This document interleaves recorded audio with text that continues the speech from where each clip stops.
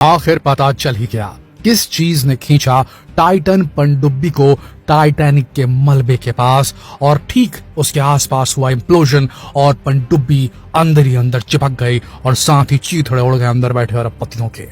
वो चीज कौन सी थी, इसे समझने के लिए पहले आपको क्रोनोलॉजी समझनी होगी। क्रोनोलॉजी कि किस प्रकार से ये जो घटनाक्रम है ये हुआ, और इस घटनाक्रम के पीछे जो सबसे बड़ा कल्प्रिट है वो निकल कर सामने आ रहा है खुद का खुद ओशन गेट। जी हाँ, अभी वैसे तो जांच चल ही रही है, लेकिन जांच के नतीजे आने से पहले कुछ ऐसे पॉइंटर्स सामने आए हैं, कुछ ऐसे क्लूज सामने आए हैं जो साबित करते हैं कि इसमें गलती कहीं ना कहीं पनडुब्बी की ही थी। जी हाँ दोस्तों, आपको बता दें रविवार को यूएस नेवी जो थी उसे एक कैटास्ट्रोफिक इम्प्लोजन का साउंड उसने कैप्चर किया था, लेकिन वो जानते नहीं थे कि किसका है। ये ठीक उसी वक्त का था जब समझ लीजिए कि टाइटन पनडुब्बी का संपर्क उसकी मदरशिप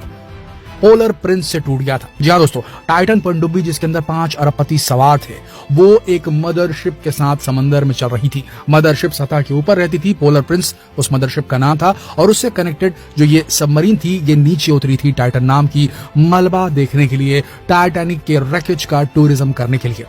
8 घंटे का ये डीप डाइव था जिसमें 4 घंटे ऊपर से नीचे और नीचे से ऊपर जाने के लगने थे और 4 घंटे मलबा दिखाने के लगने थे। लेकिन खबर जो सामने आ रही है वो कुछ इस प्रकार से है। यूएस नेवी को एक कैटास्ट्रोफिक इम्प्लोजन की ऑडियो प्राप्त होती है उनके सोनार डिवाइसेस के ऊपर में, और उसके बाद खबर आती है कि 5 बहुत ही एमिनेंट अरबपति जो हैं वो समंदर की गहराइयों में कहीं खो गए हैं, उनकी पनडुब्बी नहीं मिल पा रही है जो टाइटैनिक टूरिज्म के लिए गई थी। तभी यूएस नेवी को जैसे खबर मिलती है वो तुरंत कैनेडियन जो रेस्क्यू टीम है उससे बात करती है, और कैनेडियन टीम भी इसमें लग जाती है। एक सघन ऑपरेशन चला जाता है, सर्च ऑपरेशन चला जाता है, जिसमें आखिरकार जो कैनेडियन टीम है, जो कैनेडियन नेवी है, उसकी आरओवी को, रिमोट ऑपरेटेड व्हीकल एक होता है, एक ऐसी छोटी सी रोबोटिक डिवाइस जिसे समंदर के अंदर उतारा जाता है, और वो जब स्कैन कर रही थी टाइटैनिक के आसपास, उसके मलबे के आसपास के इलाके को, तब उसे वो जगह दिखाई देती है जहां कुछ ऐसा दिखता है जैसे वहां कुछ फटा है, कुछ इंप्लोड हुआ है, और उसी के आसपास मिलता है उसे टेल कोन,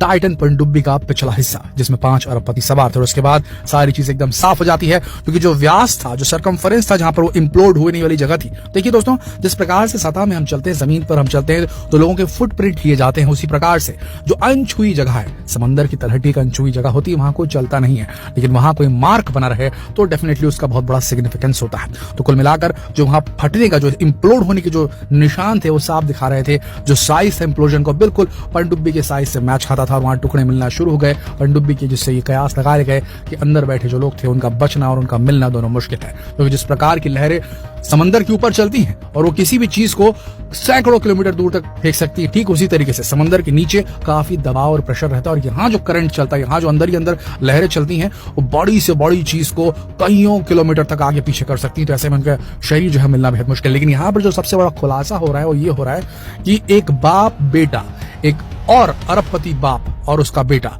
जो अरबपति उनका नाम है जे ब्लूम और उनके बेटे का नाम है शॉन ब्लूम, इन लोगों को भी अप्रोच किया गया था स्टॉकटन रश के द्वारा। स्टॉकटन रश कौन? जो कि ओशन गेट कंपनी के सीईओ थे, जिनका ये बेबी प्रोजेक्ट था, समझ लीजिए, ये जो टाइटन पनडुब्बी थी और उसमें बैठाकर लोगों को टाइटैनिक का टूरिज्म कराने का, टाइटैनिक के मलबे का टूरिज्म कराने का आइडिया समझ लीजिए इन्हीं की कंपनी का था, और उसके सीईओ थे स्टॉकटन रश, जो कि इस पनडुब्बी के अंदर भी बैठे थे, जो दुर्घटनाग्रस्त हो गई और इनकी भी जान चली गई इसमें। बताया जाता है कि स्टॉकटन रश ने जे ब्लूम और शॉन ब्लूम, इन बाप बेटे की जोड़ी को कांटेक्ट किया था कि वो भी हमारे साथ चले इस मिशन में, उन्हें भी ये टिकट सेल करना चाहते थे स्टॉकटन रश। लेकिन जे ब्लूम ने कहीं ना कहीं इसमें कुछ सस्पिशियस देखा, और उसके बाद उनके जो बेटे हैं शॉन ब्लूम, उनका कहना है कि मैंने जब इसे देखा, इस पनडुब्बी के डिजाइन के बारे में सुना स्टॉकटन रश से, तो मुझे डाउट हुआ और उन्हें लगा कि कहीं ये पनडुब्बी जो है ये भार सह पाएगी अथाह समंदर का, इतने गहरे समंदर का। इसका साइज देखिए बेहद छोटा है, साथ ही इसका जो मटेरियल था वो कार्बन फाइबर से बना था, कार्बन फाइबर और टाइटेनियम से मिलकर बना था।